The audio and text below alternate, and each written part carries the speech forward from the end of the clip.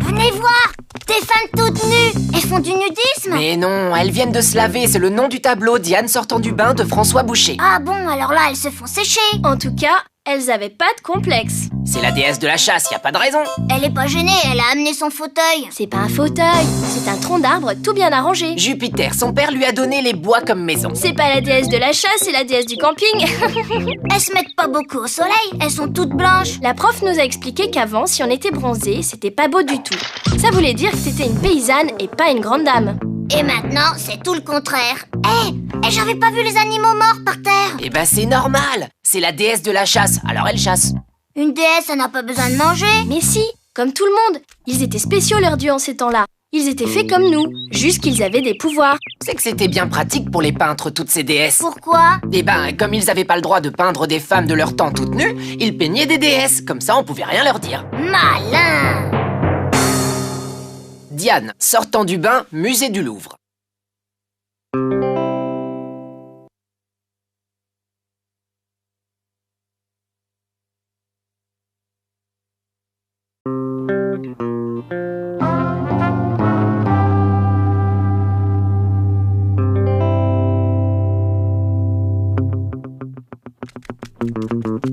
Oh, qu'est-ce que c'est que ce truc bizarre? Waouh, on dirait un fantôme de l'espace. T'as raison, c'est blanc, c'est gluant avec des yeux. C'est pourtant évident, c'est une raie. Une quoi? Une raie, un poisson quoi. Ben, il est dans un drôle d'état ton poisson. Regarde, on voit tous ses organes. Normal, c'est une nature morte. Pas si morte que ça, regarde le chat. Il a pas l'air content d'être là, lui. Il fait le gros dos. Peut-être qu'il a envie de manger le poisson, mais qu'il a peur. Moi, avec une couleur pareille, j'y toucherais pas.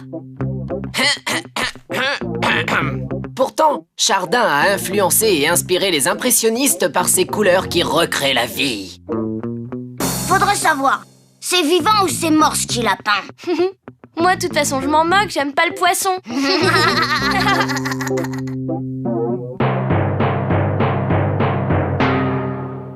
La raie, musée du Louvre.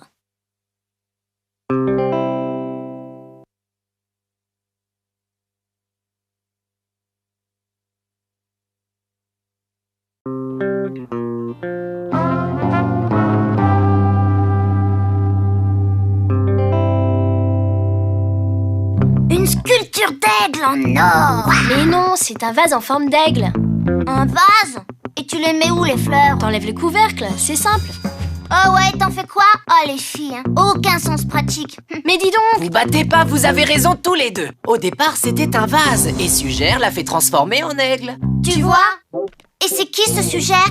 C'était l'abbé de Saint-Denis en 1122, et il voulait que son abbaye soit encore plus belle que celle de Constantinople. Un pot de fleurs tout pourri avec un aigle en or rajouté par-dessus. Ils ont bien dû se marrer à Constantinople. c'est pas de l'or, mais de l'argent doré. En plus, le vase, il est pas du tout pourri, c'est du porphyre. Fais pas ta maline, hein. Je parie que tu sais même pas ce que c'est. Si, je sais.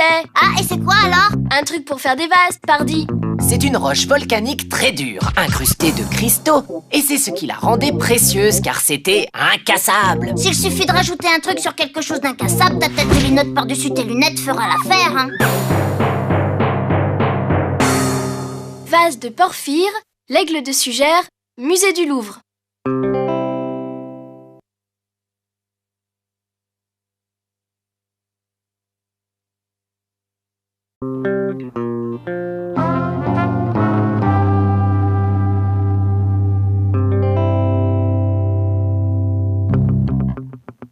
Alors ça craint. T'as vu le garçon?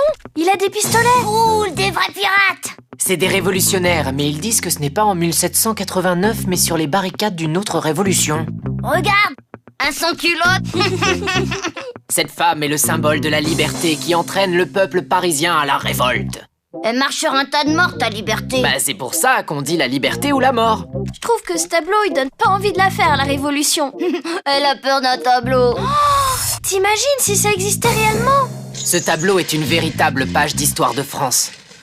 Ils avaient des livres d'histoire super grands à l'époque. Attends, Tu veux dire que ça existait pour de vrai, ces morts et les barricades? Delacroix, c'est un révolutionnaire. Non, c'était un peintre, mais il était aussi un peu journaliste. Les journaux, ils étaient en peinture. Mais non, mais avec ses pinceaux, Delacroix a voulu raconter les horreurs de son époque, comme un reporter. En tout cas, Delacroix, il est super courageux de peindre au milieu des barricades. La liberté guidant le peuple, musée du Louvre.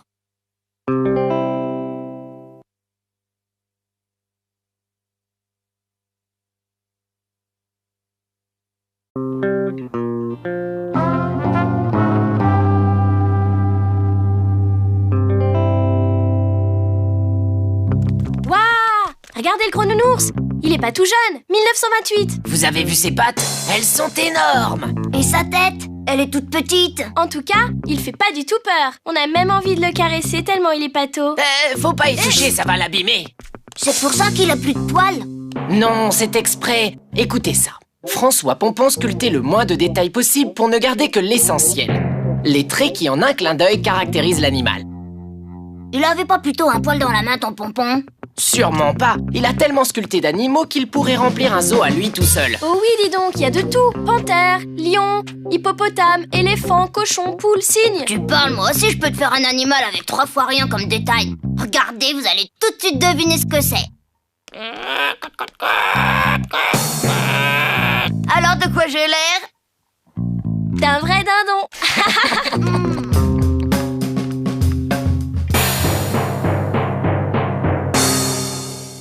L'ours blanc, musée d'Orsay.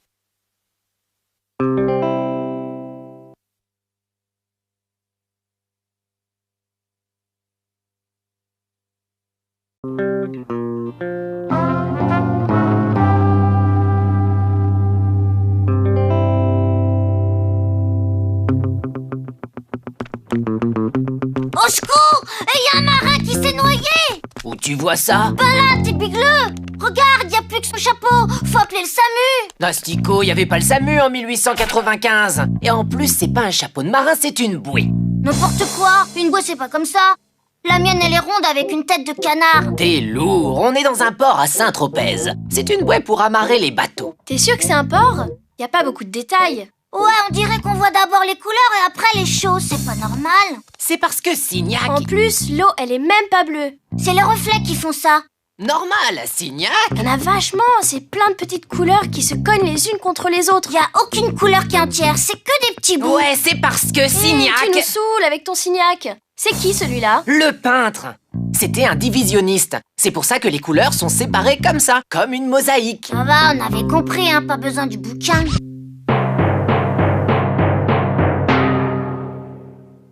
La bouée rouge, musée d'Orsay.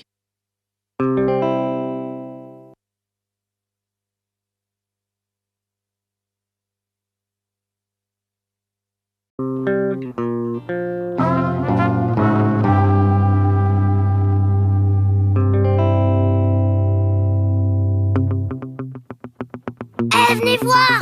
Y a même des maquettes ici! Je me demande qui c'est. C'est Napoléon! Non, c'est pas lui, c'est un... voyageur dans le vent. C'est peut-être un soldat de Napoléon. Le sculpteur est aussi un grand peintre d'histoire de l'épopée napoléonienne. D'histoire de quoi?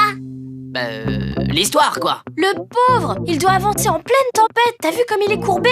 C'est le cheval qui fait tout le travail. Regardez ses muscles et ses tendons. En tout cas, il est drôlement bien fait. Avec les bottes et tout, comme des petits soldats de plomb en plus grand. Et en cire. Avec une vraie cape en tissu. Et aussi des rênes en cuir. On dirait vraiment un vrai en petit. C'est exactement ça. Car Meissonier s'en servait ensuite comme modèle pour en faire des peintures. Et créer dans ses tableaux l'illusion et le mouvement avec un grand sens du réalisme. Facile, c'est comme si moi je dessinais mes jouets. Sauf que lui, il se les fabriquait lui-même. Et ils étaient tellement réussis que c'est eux qu'on expose dans les musées. Voyageur dans le vent, musée d'Orsay.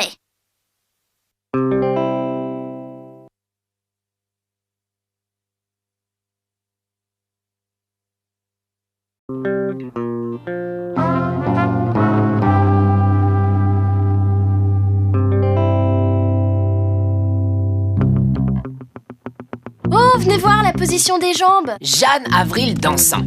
C'est joli comme nom, qui c'était? Attends, c'était une des plus connues des danseuses de French Cancan. Et elle le dansait d'une façon très originale qu'adorait Toulouse-Lautrec.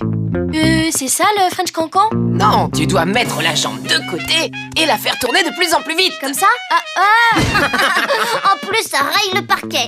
Regarde celui du tableau. Mais non, c'est des grands coups de pinceau pour montrer le mouvement. Toulouse-Lautrec dessinait directement dans les boîtes de nuit les filles qui dansaient. C'était pris sur le vif, comme on dit. Je croyais que les boîtes de nuit c'était plein de couleurs.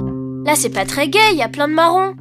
C'est pas du marron, c'est du carton. C'est même pas peint partout. C'est parce qu'il peignait sur tout ce qui lui tombait sous la main. Il adorait peindre les French Cancan et comme il était Il noctambule... ne fallait pas le réveiller. Il faut pas réveiller un noctambule, c'est connu. Somnambule, pas noctambule. Il passait ses nuits dehors à faire la teuf et à regarder les danseuses.